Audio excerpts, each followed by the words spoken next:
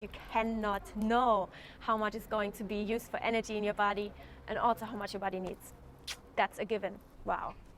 Wow. There's no maximum. So if in doubt, I will eat more. I just was full, but I wasn't satisfied. That's sad if you need to keep yourself full all the time so nothing can fit in there anymore just for the fear of calories. It's not good. When I stop eating, it's because I'm satiated and not because I'm stuffed. I can live my life, be social the way I want to, and that makes me happy, and being free and flexible and spontaneous. I don't know what's exactly in there. I don't know the macros. I don't know the nutrients.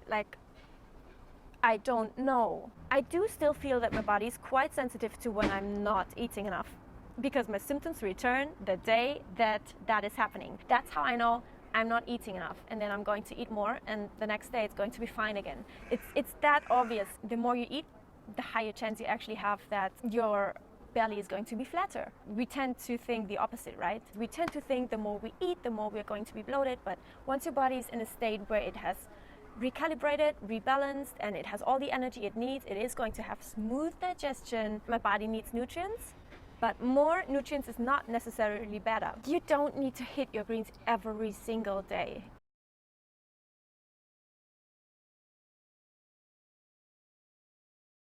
Hey guys, it's Mirika Abundance, today with a new Q&A video, and I've chosen the question that you guys asked me the most recently. Miri, what are you actually eating right now, ever since you have started recovery? I do understand why you want to know that. I actually wanted to know that as well when I hadn't started recovery yet, when I hadn't started to go all in and honor my hunger at all times without judging it.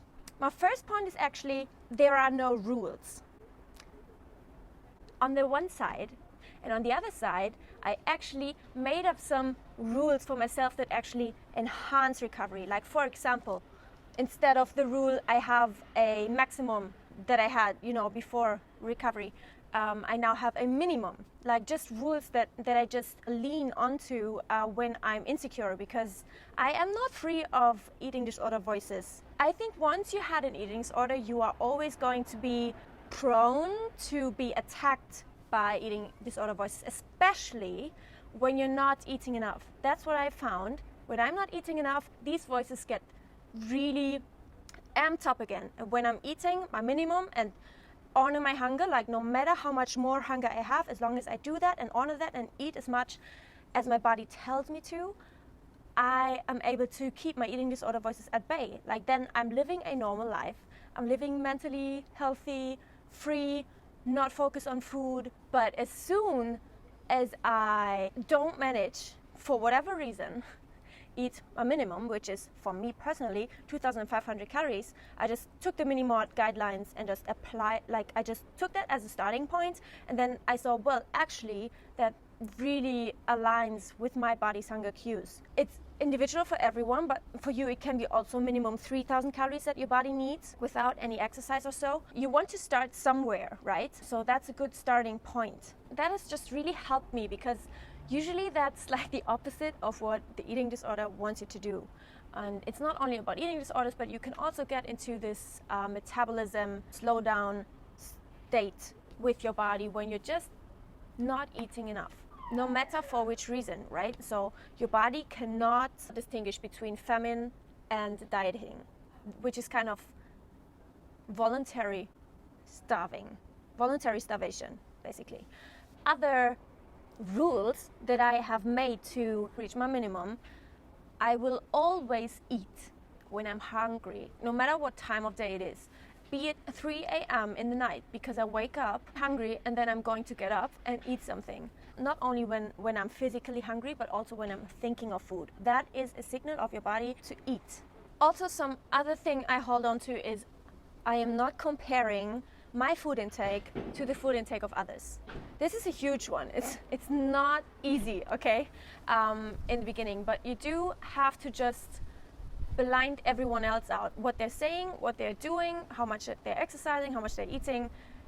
You just need to get away from judging what your body is telling you.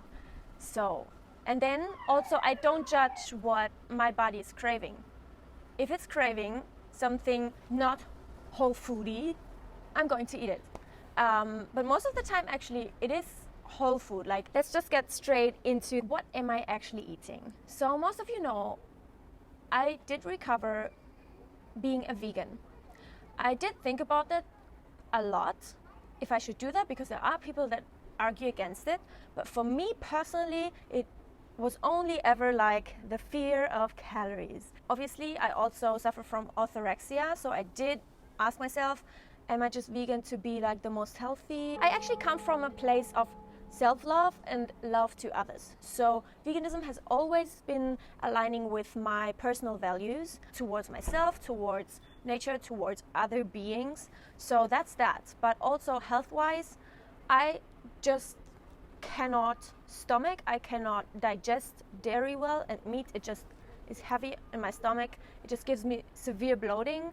And I know that some people say it's because of the enzymes you're missing because you've been vegan for so long, but actually I don't really care. Like, I don't even miss anything. Like, taste-wise, I don't miss anything.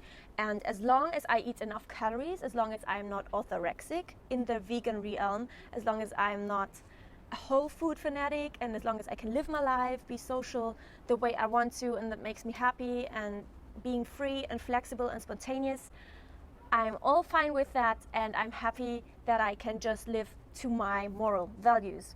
Fundamentally, I eat whatever I want, how much ever I want, whenever I want, literally. But when it comes to the moments in which I choose what I'm going to eat, then I just ask myself these three things: how it makes me feel, how much I like it, and how well it digests for me. The biggest priority for me is like, what am I craving? What tastes the best to me? What happens to make me feel my best is whole foods. Like, it's nothing new. We all know that whole foods do tend to make you feel better, like in general, in the long run. You're just more stable, you have sustained energy, and yeah. But I also really make a point in combining all macros, because I've been fat phobic for a long time, and now I'm just focusing on just making my meals really satisfying. I do not consciously add anything to increase my protein. I am a firm believer that as long as I eat enough calories, I am going to get enough protein. This is a link where you can actually calculate your protein needs, and chances are they are far lower than you think they are. Also, I make a point in not eating high volume meals anymore. I mean, when you're plant-based, when you're eating vegan, you will always going to have a higher volume than someone who's not eating fibrous plants. Like, that's just coming with the plants there. They do contain water and they do contain fiber. But actually I'm making an effort now to not make my meals high in volume. Like, not higher in volume than they already are, obviously. For example, I used to cook my oatmeal on the stove for 20 minutes, so they soak up like 1 liter of water. You know, that's like high volume food, and it's insane. Or make my smoothies with 2 liters of water, or just eat watermelon for one meal, because yeah, you basically can't stomach more than 1.5 watermelon, because risking to burst. And so then, you know, you eat less calories, and that's what I wanted. And I just was full like crazy, but I wasn't satisfied. But it did do the trick, and that's what it essentially is. It did do the trick to make me eat less calories. But now I'm all for the opposite. I focus on getting in enough calories as staples, and that's what I have been doing since October 2018. And I'm also going to blend in now like some photos of the food I eat, so you have an idea of what I actually eat. I am teaching myself, and I've taught myself, that there's no good or bad foods within the vegan realm. I mean, it's just, for me, there's no morals to food. Like, I'm not a bad person when I eat less ideal food, or like a non-whole food, a processed food. It doesn't matter. I am all free. I've become free of that. So if I eat a whole food meal or a processed food meal, I'm fine with both. So yeah, again, the judging part. I don't judge what I want to eat and what my body is craving. But then I do also use my mind, and I know, well, my body needs nutrients. So I am, like, for the most part, asking myself, well, what delicious, tasty kind of thing can I make of whole foods that is going to nourish my body, give me all the nutrients, and without obsessing over it, right? And then I can always add some fun to it if I feel like it. But for the most part, when I'm hungry, I'm just going to make the whole foods I love the most, which happen to be fruits and starches. The best taste ever comes together when I'm adding fats. I'm just eating a whole variety of vegan foods. There's no vegan foods that I don't eat. That's also something. Like, there have been so many foods within the plant-based kingdom that I refused to eat because I thought they were not good for me. For example, like coconut products or processed foods, and then also avocado. I love avocado now. Like, if you want to make me happy, you buy me an avocado. I just enjoy the foods for the food's sake now. I'm not about ratios anymore. I'm not about how much percentage of carbs is in there, how much percentage of fats is in there, or protein. I'm just trusting that the ratios I eat, as long as I eat enough, will just be the perfectly right ones, because just as with calorie counting, you cannot know how much fat exactly your body needs, and how, like, you cannot calculate it. It's too many factors that go into that. Especially in recovery, you need so much more of everything for your hormones, for everything to balance out, for everything to repair, to also your brain needs nutrients and different macros, and depends on how much stress you have, how well you have slept the night, how active you are this day, how mentally stressed you are is a big one. And in recovery, we do tend to be stressed. So it all comes back down to the point: don't judge what you want to eat and what you are eating. And for me, that's just this one thing. As long as it's vegan, I'm happy. That's just one thing I taught myself. I'm going to tell you how I deal with what I'm eating, like how I choose what I eat when I'm at home, and how I choose what I eat when I'm out and about, socializing, being with friends, being on travels, eating out, or being on birthdays and stuff. So for me, when I'm at home, I love carbs because they actually make me feel so satiated and so good in my tummy. Like, that's actually, it sounds weird, but that's how it is. There were times when I didn't actually tolerate them well, when I was eating not enough. So I had a lot of digestion problems. I had problems with the fiber, but these times are gone now. So I'm eating just the foods that I love, and I love all stuff. Chocolate. I used to eat a lot of cocoa powder, and I love it so much, but it does stimulate me so much to the point that I won't sleep at night. So for the most part, when I make my main meals, like everyday meals, I'm just going to choose carob instead of chocolate, and it does taste chocolatey.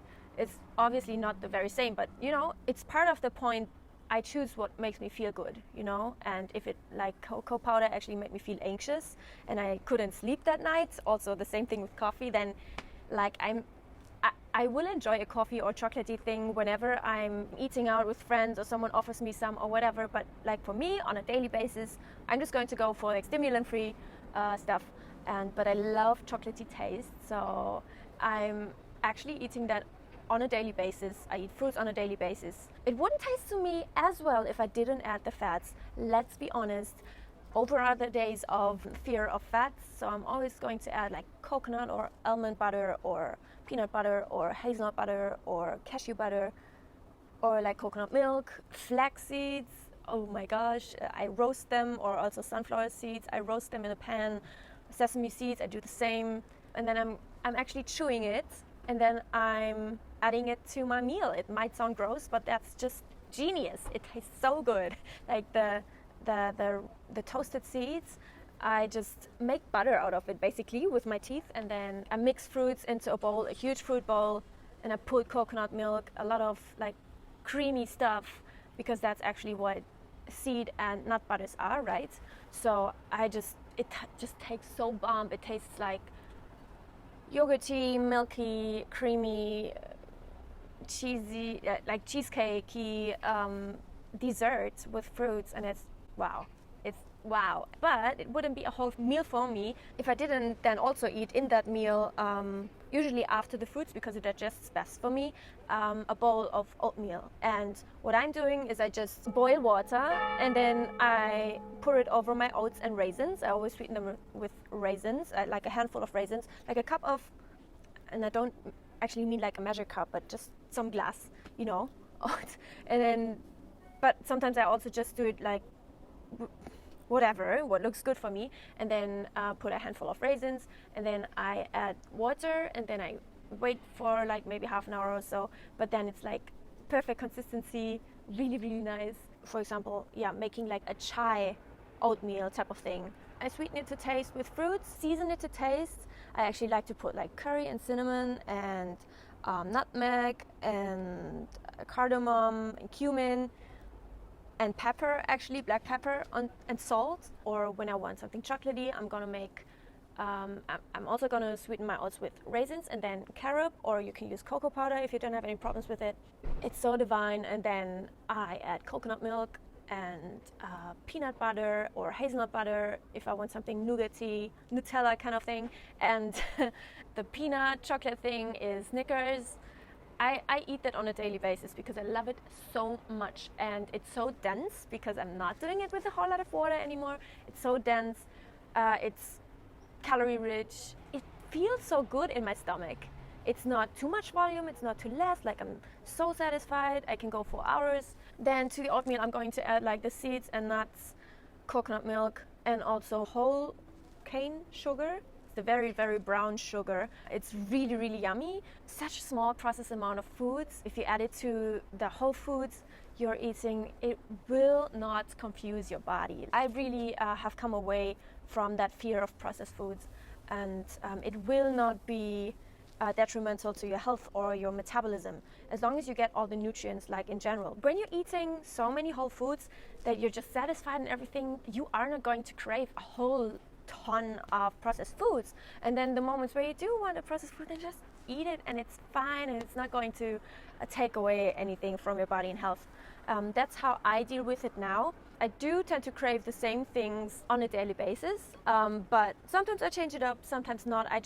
I know that it's important to challenge yourself, and I do that all the time. If you saw it over a year, throughout the year, I would eat the same stuff most of the time, most of the days. When I want some chocolate, then I'm gonna eat a piece of chocolate. Like, it's really not a big deal, but it's not like I feel I need to have like a whole meal of any snack foods, you know.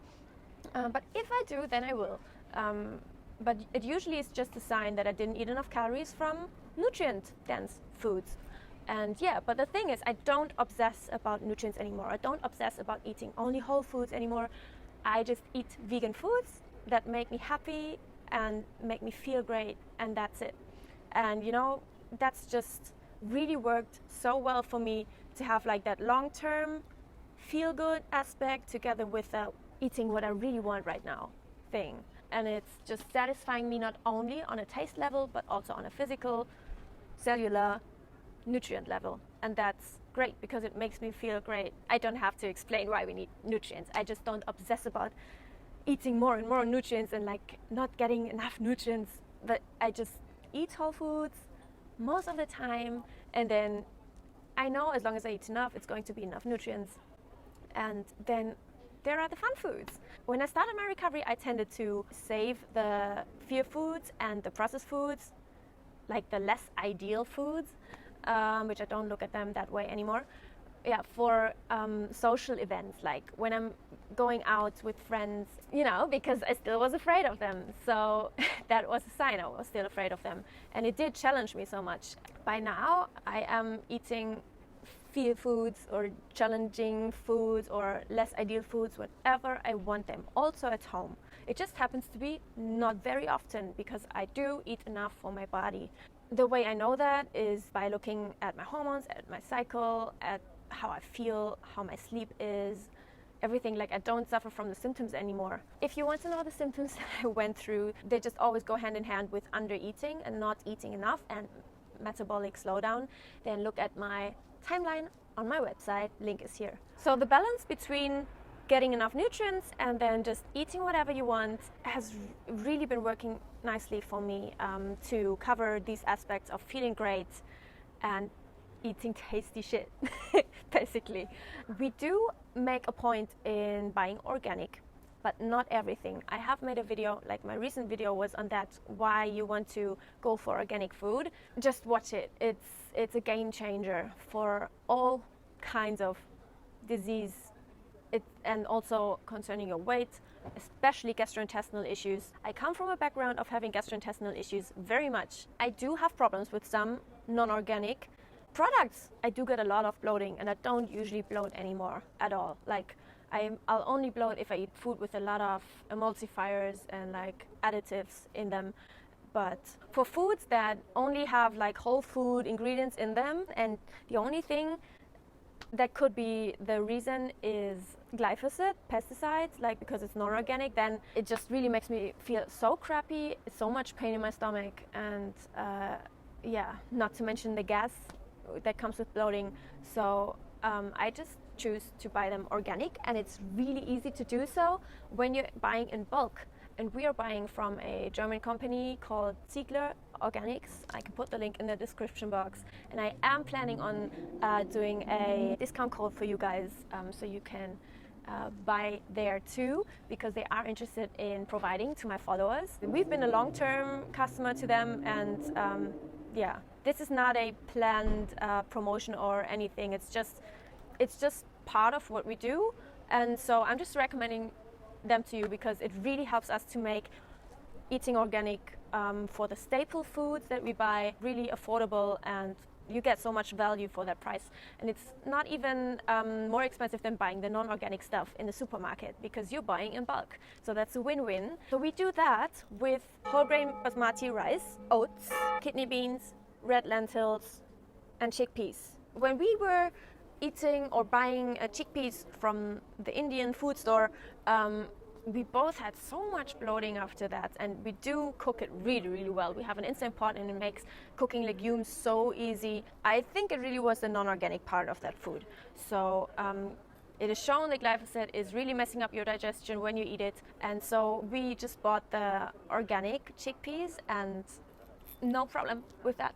Fruits, we're usually not buying organic. The ones that you cannot peel, we will scrub it really well, actually with dishwasher soap, because we can't afford to buy everything organic. And also, I don't want to obsess about having to eat everything organic. That's also another balance, just a balance between knowing things but not obsessing about these things that you know.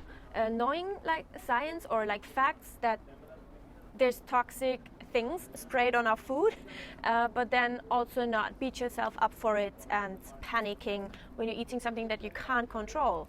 For example, when friends cook for you. That's a big point, and I try to keep it in my mind.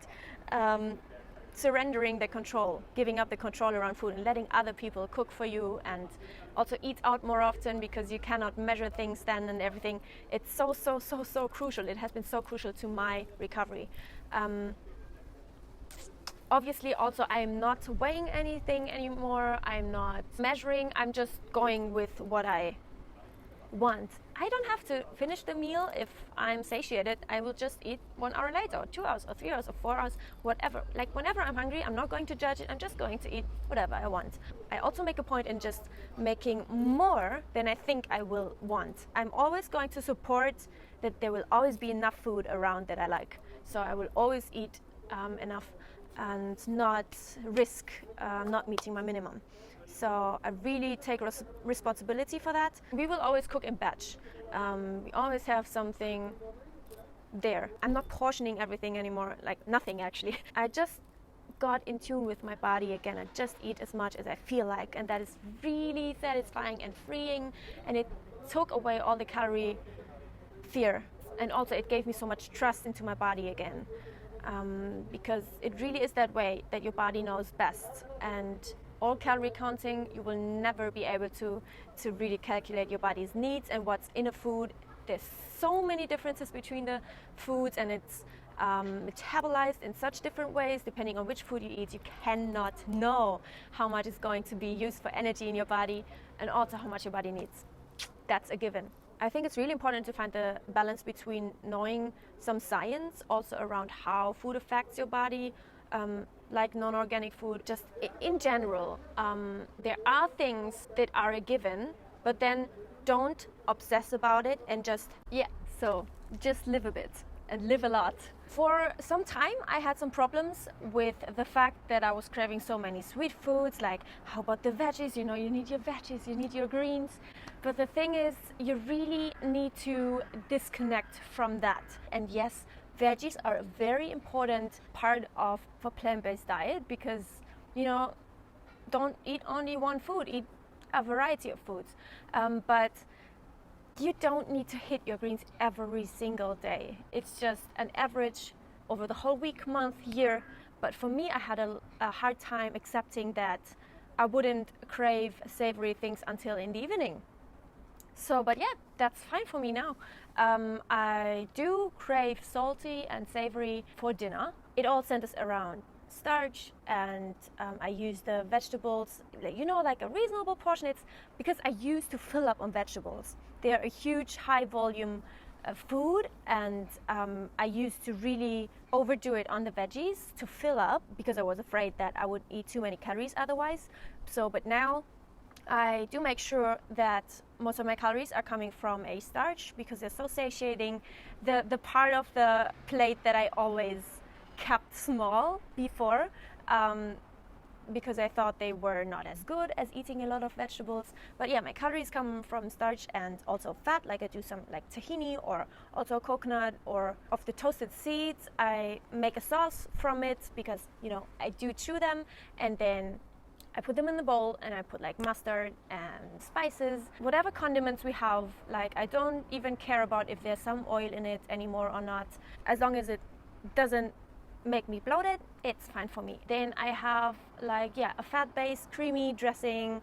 Then it usually has legumes, vegetables to taste. I don't use them as a filler anymore. And that's key because you do want to keep your volume in a way that you are able to eat a lot of food without feeling the whole day like you are going to burst, because it does hurt when you have to eat a lot of high volume food in order to hit your calories, but you're always running around pregnant. Like, I did that in the beginning, but it just didn't feel well. I wanted to go out whenever I wanted to and feel good and not feel like I really want to sleep right now because I'm about to explode.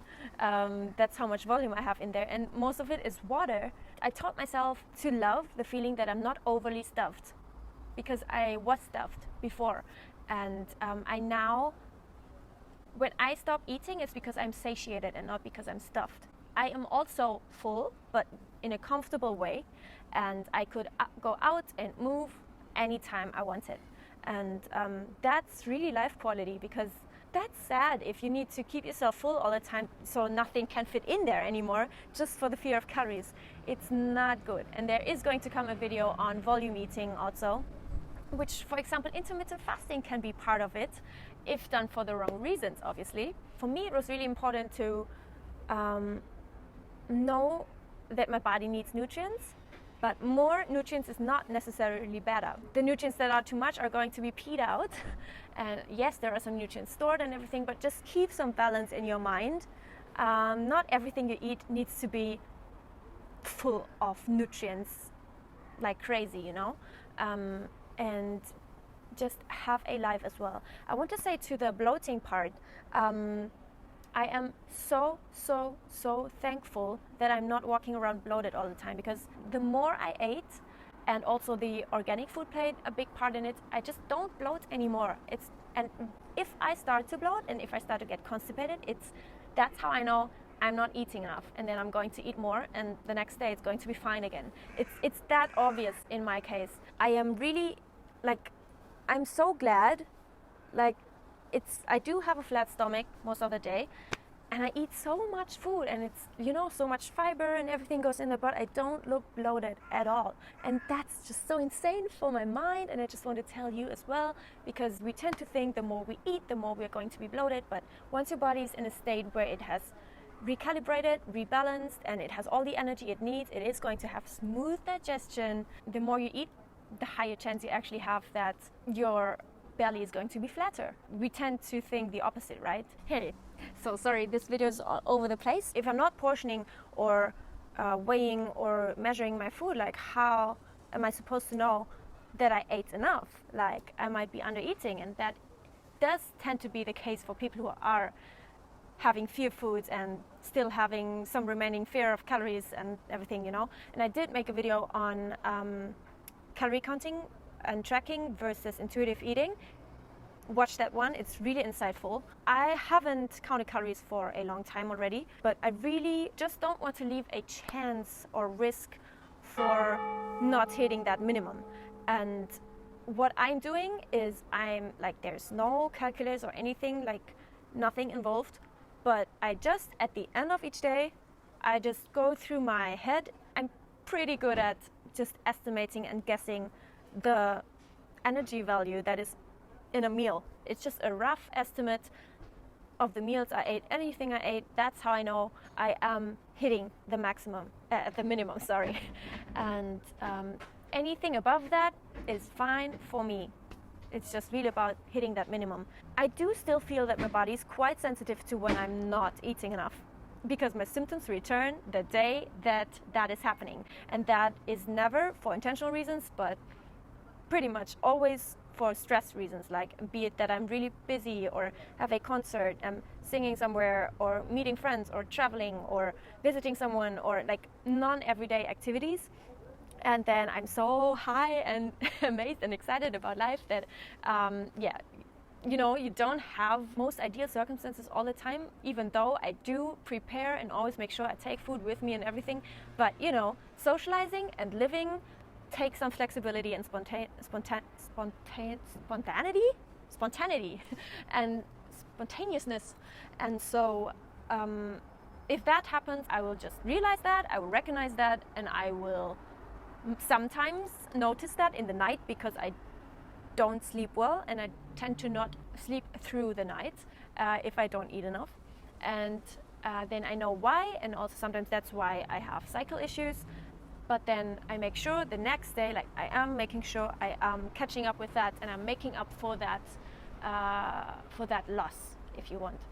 So that's how I think that for me, that's like the perfect balance between not leaving it to chance, because I am responsible for my own recovery, and I'm not leaving it to chance anymore, because my symptoms have been way too severe and bad for me to just do whatever and just trust that I'm somehow going to hit. My body has shown me so many times that I need that much food, so I just want to make sure I hit them. And that's a really good way for me to do so, and it doesn't get into my mind at all. I also can look at the number, not judge it, and be happy with eating much more than my minimum if it happens. And that's a really, really good sign. I'm not centered around food. It doesn't have the power over me as it used to have, you know. I still know I have to be really sensible and responsible for me not to get into these eating disorder voices again. So I need to be more aware of that than anybody else, because otherwise the voices come back again. So that's how I keep myself on track without going crazy, which is important, because you do want to get away from all this control and craziness. And also control. In the beginning, I had to force myself to do that, to go out to eat foods that I didn't prepare myself.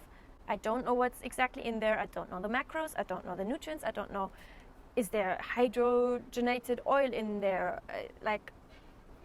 I don't know what they cooked with, how much oil is in there. The fat could be more than feels ideal for me in my digestion. But that's the part of going out now.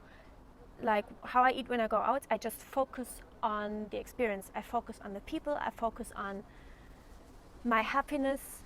I focus on enjoying, on just really indulging and enjoy every bite of it. And there's usually no digestive problems unless it is super, super, super fatty, but it usually doesn't happen. When I go out, it's just I eat whatever the fuck I want. I also notice how I enjoy going out now, because I have fought the fear so much already. Like I make a point in enjoying the life full of so many socializings, so many foods that I haven't eaten before. And it makes me feel great. It doesn't have the negative effects that I always thought they would haunt on me and just make me feel bad. But no, it was all in my mind. Who would have thought? And that's just for you as a reminder. But yeah, back to the control part. If you haven't started with that, you need to do that. You need to force yourself in the beginning to let go of the control, surrender. Let someone else prepare your food. Make more, prepare and cook more food than you know you are going to eat. Cook for several days. That's what we are doing. The things that we love. And then we're always going to make maybe a different sauce each night. For every meal, I just make an abundant portion. And then I just eat until I'm satisfied. And then I just continue when I'm hungry again. That's just been the most helpful with being so obsessed with portioning and only allowing myself to eat this much or whatever. And also throwing in things that you just feel like is just so good because you surrender the control. You let go of the control. The obsession with certain ratios and whatever. That's just a big new thing in my life, that I love to eat new foods. Doesn't matter what the macros are, what the ratios are, whatever. I am aware, there comes a balance again. It's not a big news that hydrogenated oils and fats are really not good for your body. They haven't been existing until there was food industry, and it's basically just oils that have been destroyed by too much heat. I know I am aware of that. I know I'm not eating it every day, and then when I eat it, I'm not even thinking about it anymore. It's just so delicious, and that's all I'm going to remember. And I'm so glad I have gone from remembering the calories to now making memories of the people and the conversations and the encounters and the relationships and the moments. Here comes the sun. I love it. To end this video, I'm just going to show you the comment that I usually respond to when someone asks what I'm actually eating. Things that I have forgotten in this video, so just read through that.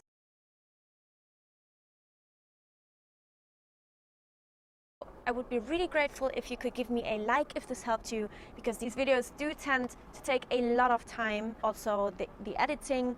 I do love to share everything with you. If this helped you, I would appreciate your appreciation by giving me a like. Also, if you want to support my channel, take a look at my Patreon page, because YouTube does tend to demonetize my videos, and it would be great if I could keep sharing and giving to you in the way that I have so far. And I'm just looking forward to my next video, and I hope you're with me then, and I hope I'm going to see you. See you!